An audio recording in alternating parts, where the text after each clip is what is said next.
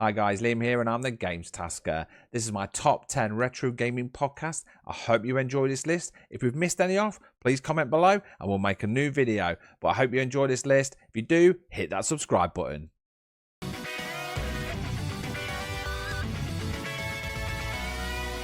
Hello, fellow cat enthusiasts. What music do your cats listen to? Not literally, obviously, but the personas you project onto them. For example, my eternally wise Siamese used to only enjoy the challenging sounds of avant-garde composers like Stockhausen, while my bubbly ragdoll loved twee indie folk like Belle and Sebastian. Is this psychotic behavior? I don't know. You decide. Best wishes. Marius, I've never thought about this for even a single moment before I read this question. No, I don't think it's psychotic behavior, though. Yeah. As well. I don't think about them listening to music. I think about them, I don't know, singing and talking a lot. And I sing songs at them that I guess could be music that they listen to. Mm-hmm. You know? Yeah. A lot of that has to do with rhiming words. It does. You know, it's not even, it's just that it rhymes. Mm-hmm. It's not even, anything else. Yeah. It's just, it's fun to do the, just like, oh, I can say whatever I want as long as it's in the, I'm talking to my pet tone of voice. And it works kind of thing. Yeah, I don't know. Like, it is also hard to extrapolate, like, Dottie is really anxious and Greta is really food motivated. It is hard to map that onto musical genres. Like the Feelies and the Fat Boys. Like, basically. Yeah. That's what you get. You know what I mean? Some really nice touch. It's really good in Amstrad, to be honest. There's some differences. When you shoot the cars, they spin round. There's tyres on the road.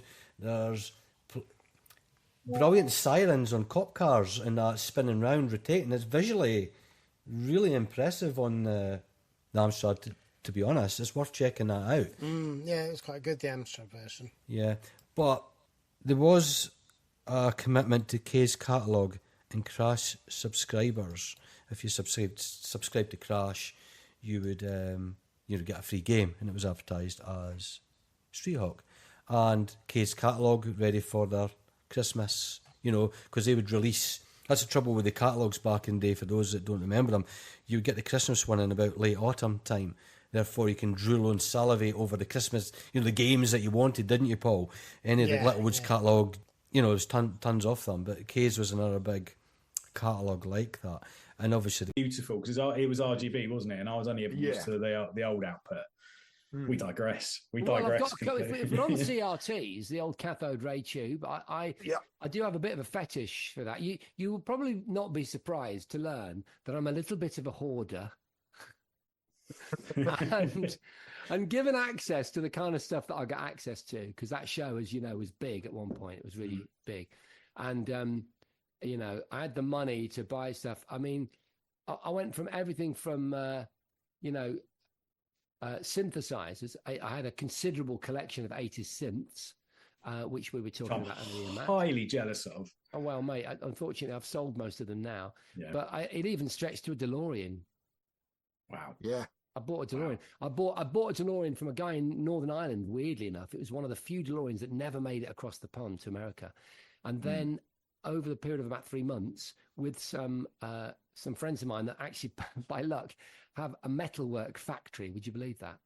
We converted it into the time machine and got all the time circuits. And I'm not being silly. I'm being serious. I mean, as in a prop, as in a beautiful movie accurate time machine variant of a DeLorean. So that's possibly the most exotic thing. And I'd like to have that in the background, Dean, because that would trump. That would be lovely. Yeah, that would outclass this, that's for sure. But at the moment, you're definitely winning, mate, with that backdrop. Wow. That's nice of you to say so, but I've seen some of your room. You showed me you got the Sinclair C5 in there, and I have, in fact, in front of So I don't know if listeners are aware, the Sinclair C5, 1985, from Sir Clive Sinclair, or Sinclair Research to be precise. He was always obsessed with. I'm telling you guys know all this stuff, but he was obsessed with making a car, wasn't he?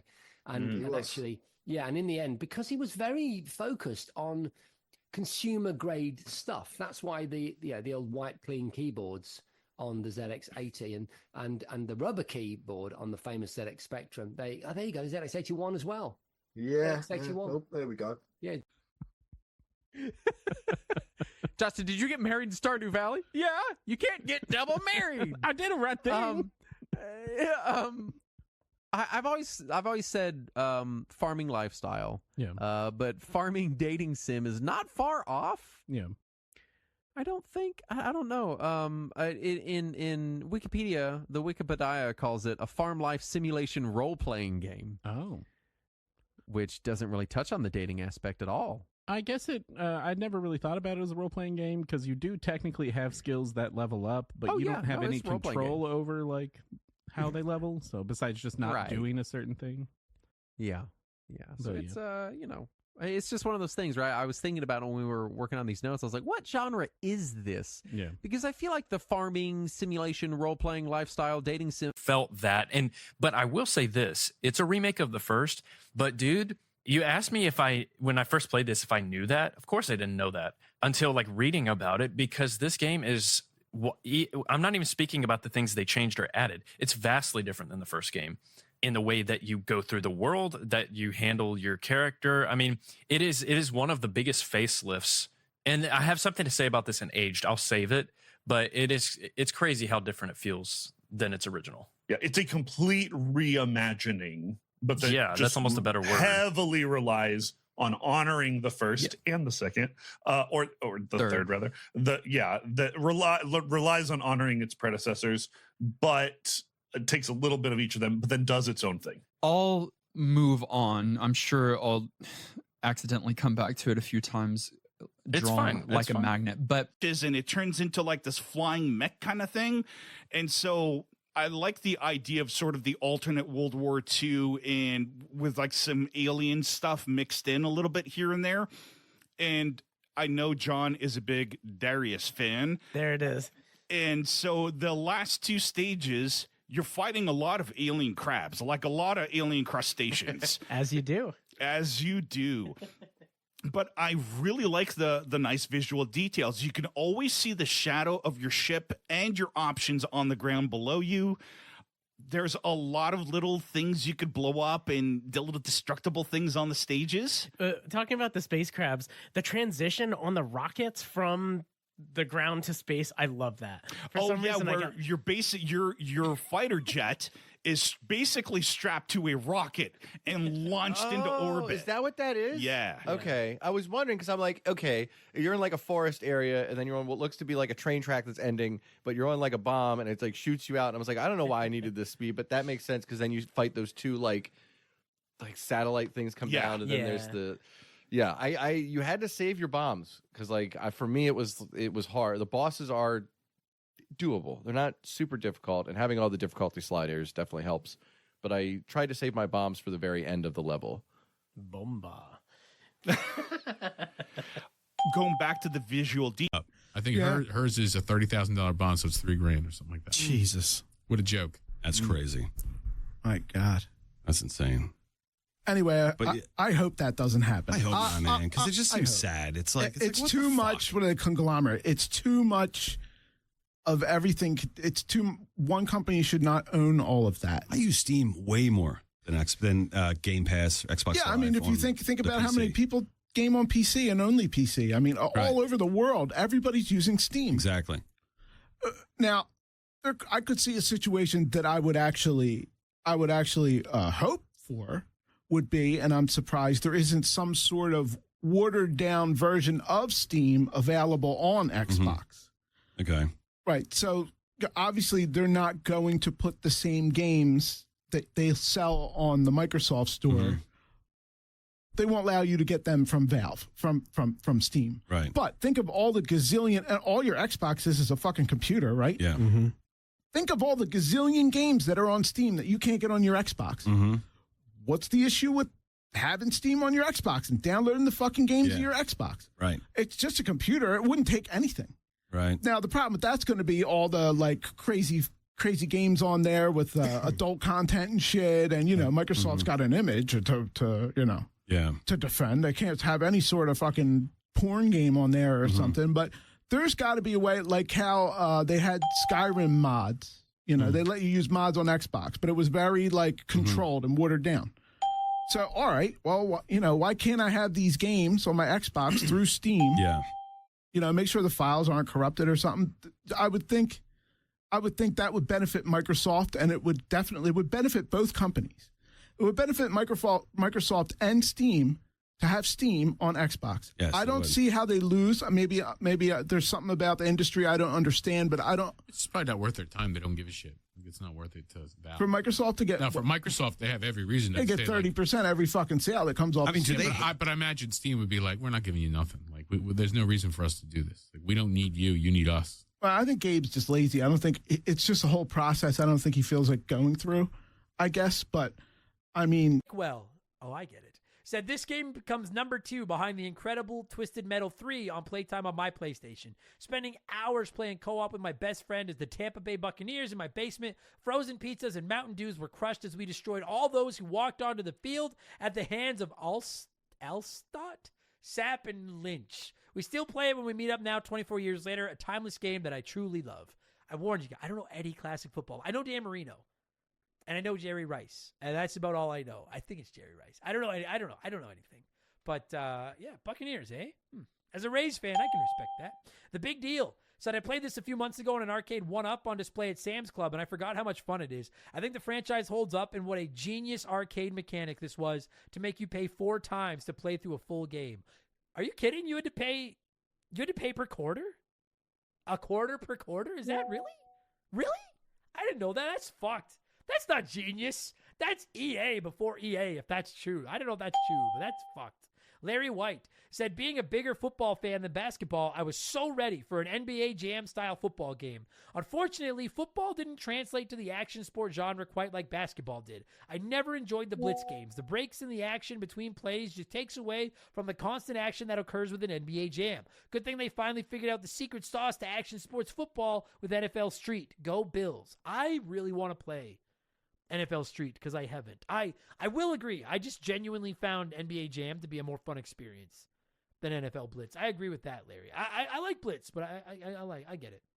And Kugda said playing these games was the best. Personally, I prefer the arcade sports games over the modern simulation games. I haven't really enjoyed a football game since the 360 Blitz. There you go. Listen, I'm not a big Madden guy, so you're sure not going to catch me defending fucking Madden. That's for true. But let's get into it. There's some stuff about this game I really fucking like, and there's a couple things that just burn my ass. So let's do it all right now. My buddy Brad and I are talking NFL Blitz 2000 in my part, and the NFL Blitz franchise as a whole. I'm going to cue up some music, and when it stops, we will talk about the Blitz of the NFL, which released on all kinds of stuff back in 1999. NFL Blitz 2000 did. Whatever, shut up. Enjoy the podcast. I don't know anything about football. Let's go.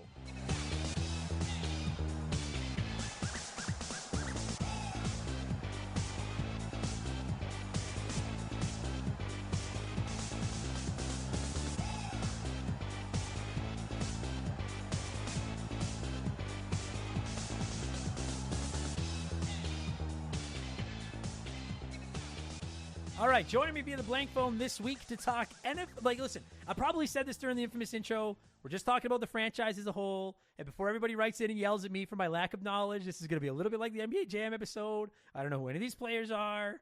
I don't know a lot about the show. But I darn well respect it, Jeremy, for its cruelty. It's not good or fun, but you know, the fact that it just, like, my first experience was basically like the first thing that I did into the game. I think that rules. It's called the Sierra experience, I think. And I don't think that's even the meanest trick in that game. Really? That's actually exciting. I'm looking forward to getting to this on Segaiden. Yeah, there's some fun stuff with the stairs. You're going to love it. There's also some gun smuggling later on. It's an experience for sure. So let's talk about that first Alex Kidd game by a matter of a month. Alex Kidd in Miracle World. I'm going to forgive it the fact that Sega didn't understand how you should orient jump and attack buttons for a long time. You can rewire that in an emulator or on Mister or something, reconfigure your controls, rewire a real controller if you have to. I built an adapter to swap those buttons. Now, interesting because my copy, my copy that was built into my Master System did have the White Ray round, but also Alex Kidd had a hamburger instead of Alex Kidd has the burger. Yeah, the traditional Sega multi-port out is probably completely irrelevant because I've got no chance of ever getting my hands on one of these anyway. But I mean, they might pop up on eBay for, I'm sure, a very inflated price.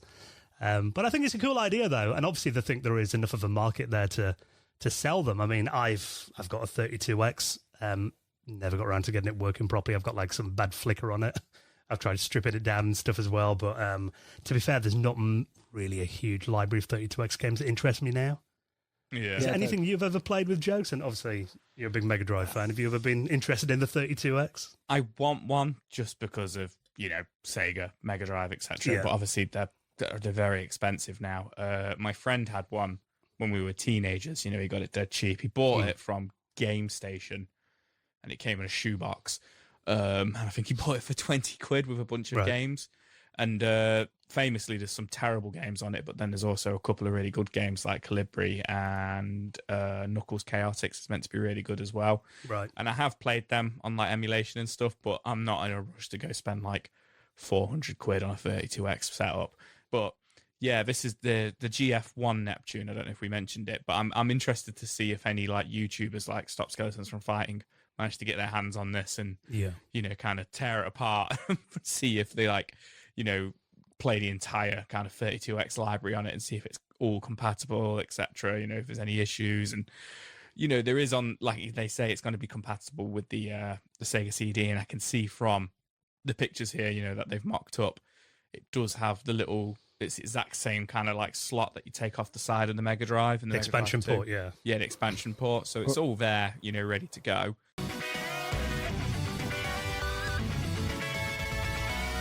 Thank you so much for watching our top 10 retro gaming podcast. I hope you enjoyed the list, and if you did, hit that subscribe button. And if you missed any off, please comment below and we'll get some more videos out.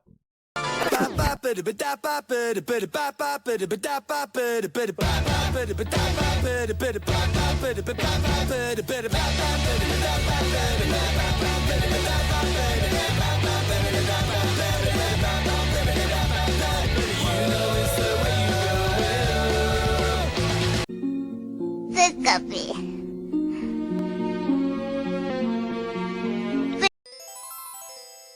I love that sound.